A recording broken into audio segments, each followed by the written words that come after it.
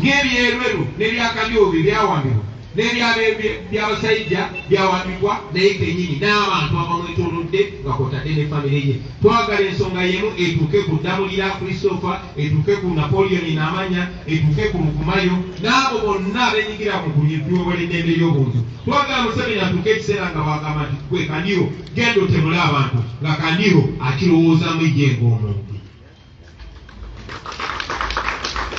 Twagala abo abantu bennyini abenyigira mu kutemula abantu baffe bennyini bakwatibweko. Tujja genda tubanoonya mpola mpola paka yennyini ne mutabani. Ensonga nga ngimaze bassebo ne banyamo, njagala okwogera ku nsonga ya supplementary budget oba budget empya ey'ennyongeza eyayisiddwa mu paliamenti ennamba zezayina ez'ababaka. Mwawulidde mu mawulire nti paliamenti yayisizza budget endala ya trillioni 3.5. Trillioni 3.5 ze bilioni 35 ze milioni 3.5. Ezo sente zayisiddwa okola ku nsonga Museveni yagambye nti nkulu nnyo. Mwezi ensonga nga mwe muli bilioni 2 mu milioni 7 ezo nga zakugenda ey'eddwaliro etatandikanga etaliyo, naye okugenda ogirambula bayisiza bilioni 2 mu milioni 7 ze milioni 12.7 kugenda kulambula ku projekti etaliyo. Omwo mwe muli bilioni 45 nga zino zakugula kyotooke, nga mwe muli bilioni 4.18 ezo zakwongerwa mu maka ga Museveni gazikozese.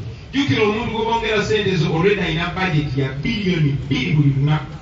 Buli lunaku akozesa milioni 12 naye tezimala, bamwongeddeko bilioni 4.18. Ekyo kyandibadde kyali awo ne bayisiza ne bilioni 30 nga zakuwa abayimbi.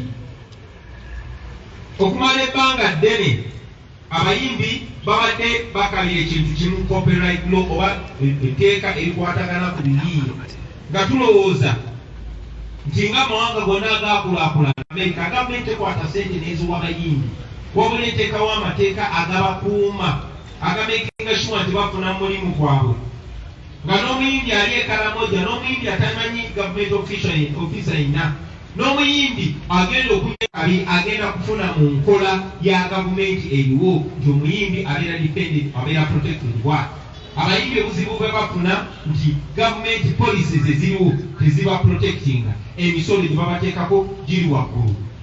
Ebyuma bino bye tukozesa biriko emisolo mingi, naye gavumenti nga yateekawo policies nesala emisolo ku byuma bino, nesala emisolo ku bintu aba artists bye bakozesa ebyuma bya studio art industry. Kubanga Museveni ye akkiririza mu kugulirira, afunamu abayimbi batono n'abayita abawe sente basobola obazirye babeere n'omusango gwa corruption nga tebasobola kukwasamya kamwake kwogera ku kikyamu. Bw'ati bwe yakoze, maze ebbanga nasaba bayimbi bannange obutabeera babbeega, obutabeera basaliriza, wabula bateekebwawo amateeka agabafuula nabo boosi bo n'abaana baabwe n'abazzukulu. Muwulidde bayimbi bannaffe bangi nga babadde nga bakaayana bagamba Bobi Wine aleeta ebyobufuzi mu music, twawule music n'ebyobufuzi. Naye nga badde nga bagamba nti politics kyeki? Politics y'entematema ya ssente z'omusolo, entematema y'ebyobugagga by'eggwanga, na ki kigenda kukola kitya? Kati yeno entematema bakozesa bano okubba, kubanga buno obubbi guno munyago. Abayimbi tebeetaaga ye copyright law, teweetaaga bagulirira, teweetaaga bawa sente, yes weetaaga kusapootinga ebirowoozo ebibasitula. Kyanaku kiki kyakoleddwa era mwalabye nti bilioni 30 ezo nno sente zizimba eddwaliro erisinga eryakiruddo nga pyanga kuliko n'ennyumba z'abasawo. Kaakati bayimbi bannange mwalidde eddwaliro ly'ekiruddu ddamba tubayozaayo.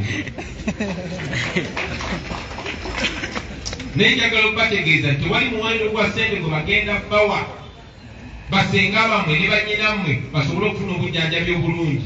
Tewali muwendo gwa ssente gwe bagenda bawa enguudo zammwe zitereere, tewali mwendo gwa ssente gwe bagenda bawa abaana bammwe basomere mu masomero amalungi, wabula ssente y'omu nsolo erina kukola ebyo bigenda okutaasa gwe artist ne bali banna abalala, kubanga aba artist tuli banjawulo mu society. Museveni yakulira abayimbi kubanga amanyi Bobi Wine yava mu bayimbi era kisoboka okusikulayo omuyimbi omulala. Ayagala abayimbi bonna abaziba omumwa era buli muntu akulisa embuzi aba akutaddeko akakwate nga tokyasobola kwogera mazima. Ndi musanyufu tulina aba artist bangi abaagala okutunda obwongo bwabwe. Mbasaba nammwe muleme kutunda bwongo bwabwe kubanga bino bakola biseera byammwe bya maaso na by'abaana bammwe n'abazzukulu. Mutematema yese the opposition agenda kwogera kimuleke bayogera kino abazungu baba bamufuna bayogera kino bakawa muswadde siri mu ddongo. So it is very important for you to know that you cannot trick us using that law because it was brought to trick us. We are smarter than that. You die in your movie, Mr. Museveni. Wagwekumira gumire mukitegeera temunteeka mu bintu byammwe. However, I'll respond to you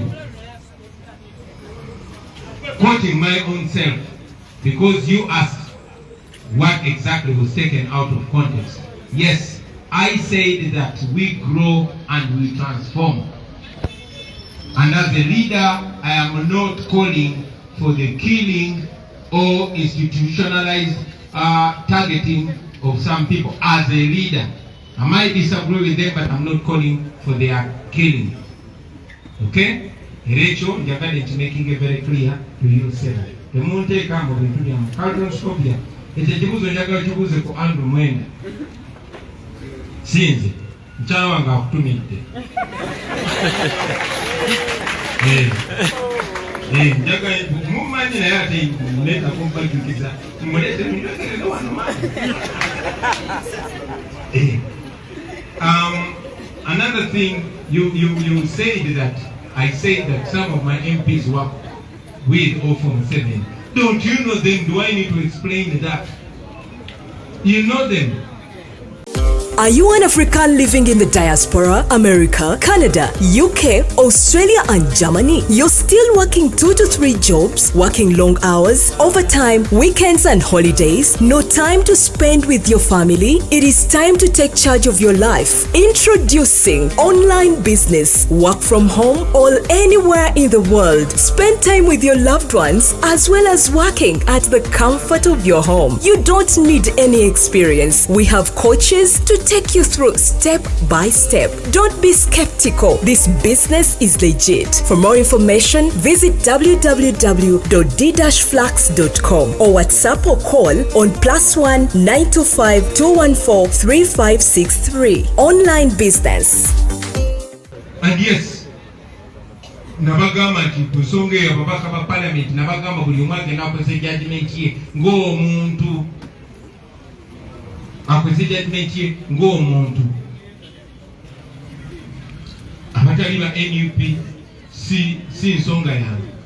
However, sijagana abantu bonna abapagandisi ba Museveni kuba okoki baleeta kugezaako kinteeka konze baali bantaddeko emmundu nyina emmundu zange 2 ziri eyo bankwata nazo mbu mu hoteli Marua.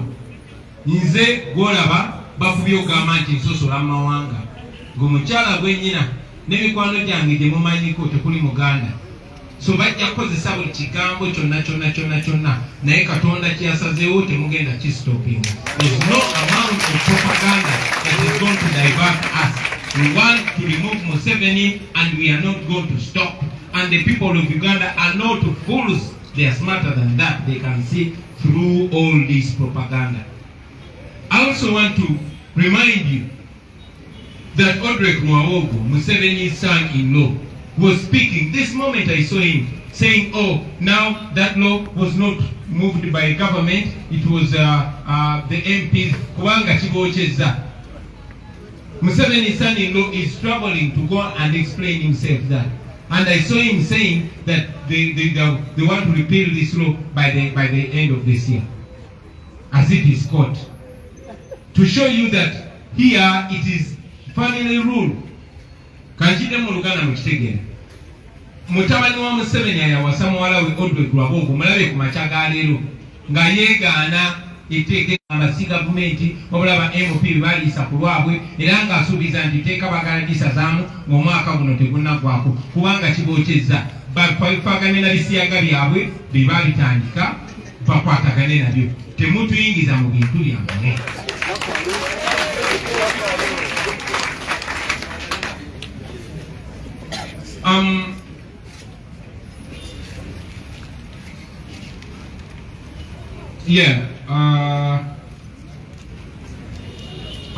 About warning our MPs, you asked that you reminded me that some took the 40 million and never took it back. What are we going to do to them? We are not going to arrest them. We don't have that power. But at least we know that we have what is much more powerful than violence or arresting, and that is communicating with the people. And that is all we have. That is what holds us together, accountability to the people. And we shall, those who decide to feast on people's money illegitimately, even when they are being paid handsomely, we shall expose them. Chetuinawo abo bonna bonna abanayigatta mu kulya sente z'omusolo mu bubbi tujja balanisa. Chetuinawo ekyo kyekyobugaga kyetulina accountability eri abantu betukulembera abaatulonda, era kyekyamaanyi kyetulina era kyetuwoninga abakulembeze baffe bonna. Onweko Mwanga Kivumbi yakyogeddeko bulungi. Tetugenda bugenzi kikola, twatandise dda nga tubasaba mwenna kwasobola mugule amaaso manye nti zino sente zange. Ekyokubiri, ba artist muyinza okuba temumalinaako control kusibwasibwe, temulina muntu gumaalonda afuuke sita, naye ababaka mwemu abalonda musobola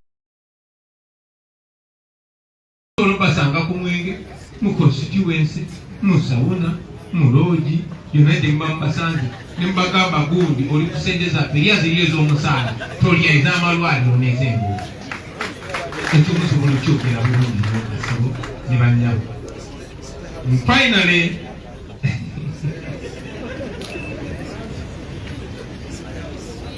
eseeyo ku State House azijja n'okukwata omuliro oba oliawo omu yabaddeyo ne Katonda akola.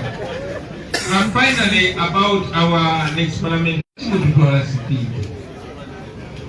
first I want to make it clear that it's not my personal decision. I might be the leader of this organization, but in our organization, it's not about the leader, it's about the leadership.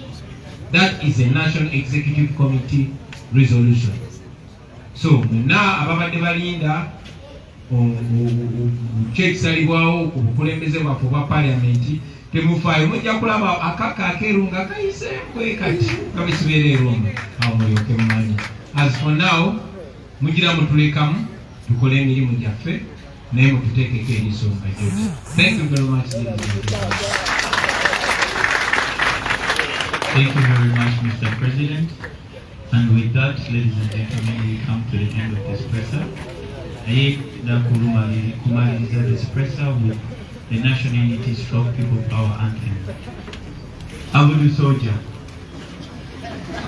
Yankuse botudikenge mu anthem. Leero mupe mwe microphone. Kino ekibiina kya buli omu.